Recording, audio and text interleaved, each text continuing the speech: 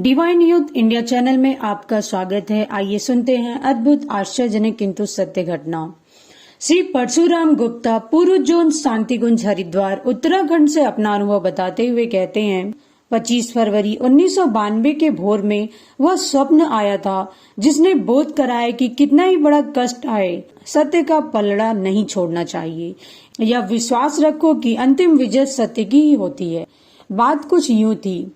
18 दिसंबर 1989 को उपायुक्त पलामू का एक निबंधित पत्र डाक द्वारा मुझे प्राप्त हुआ। इसमें मेरे ऊपर शिक्षा में संप्रदायवाद का प्रयोग करने का आरोप लगा था।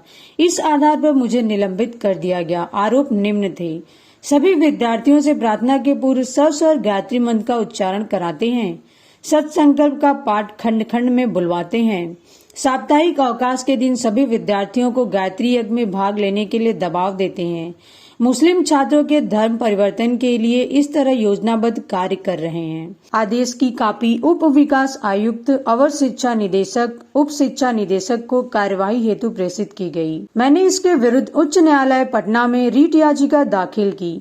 याचिका के आधार पर उच्च न्यायालय ने सभी पदाधिकारियों को न्यायालय में स्वयं उपस्थित होकर जवाब देने के लिए नोटिस जारी किया। सुनिश्चित तिथि पर उपायुक्त पलामू श्री रफीक अहमद, KPA श्री वेद व्रत प्रसाद उपस्थित हुए।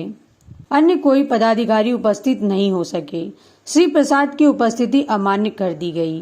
फलस्वरूप पांचों के विरुद्ध वारंट आदेश निर्गत हुआ। मालूम हुआ पांचों पदाधिकारी अवकाश पर चले गए हैं। निलंबन अवधि के 6 माह बाद 7वें महीने में हमने कंटेम्प्ट ऑफ कोर्ट कर दिया। कारण कि जीवन निर्वाह भत्ता भी मुझे नहीं मिल रहा था।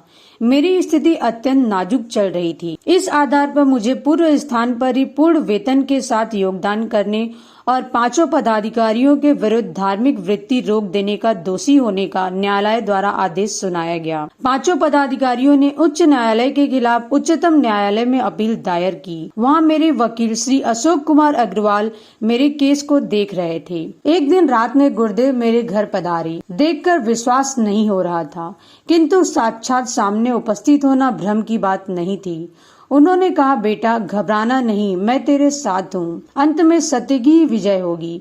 और गुरुदेव की कृपा से कोर्ट का फैसला मेरे पक्ष में आया। 23 जनवरी 1993 को उच्चतम न्यायालय द्वारा मुझे 5 लाख रुपए की एक मुक्त राशि और पूर्व स्थान पर योगदान करने का आदेश मिला। फैसला सुनकर गदगद मन से मैंने पूज्य गुरुदेव को याद किया। धन्य है गुरुदेव जिनने सत्य मार्ग पर विजय सुनिश्चित करने का वरदान दिया। पुस्तक अद्भुत, आश्चर्यजनक किंतु सत्य, भाग 2, पृष्ठ 64 और 65। जय महाकाल।